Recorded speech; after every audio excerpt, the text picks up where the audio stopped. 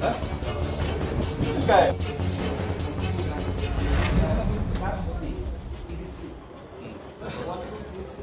ছিল প্রথম দফা লোকসভা ভোট। কোচবিহার আলিপুরদুয়ারের পাশাপাশি জলপাইগুড়িতেও আজ ছিল ভোট। জলপাইগুড়ি জেলার ডাবগ্রাম ফুলবাড়ি বিধানসভা এলাকার বিভিন্ন ভোট গ্রহণ কেন্দ্রে এদিন দফায় দফায় উত্তেজনা ছড়ায়। শেষ লগ্নে এসেও ভোট গ্রহণ ঘিরে উত্তেজনা ছড়ায় ডাবগ্রাম ফুলবাড়ি বিধানসভার একটি শিয়াল এলাকায়।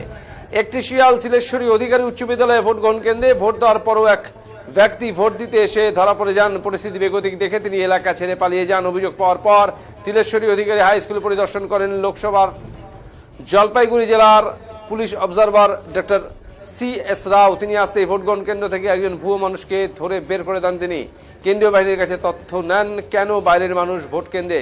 পরে অবশ্য তিনি জানান ভোট গ্রহণ ভালো হয়েছে, অশান্তি হয়নি, তবে গোটা ঘটনায় ক্ষুব্ধ তিনি।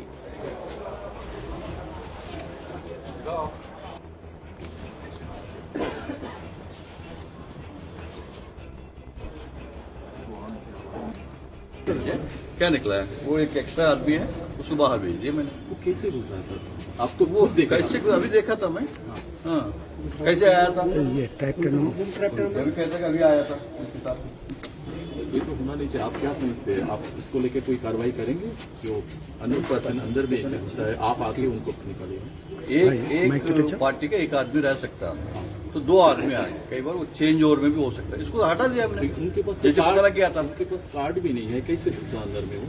तो वो तो पता कर लेते कैसे घुसा है। तो ये तो प्रिसाइडिंग का काम था सर, प्रिसाइडिंग ऑफिसर का काम था ना सर। तो वो काम कर रहे हैं ना, करने दीजिए ना आपको। ठीक है। Thank you sir.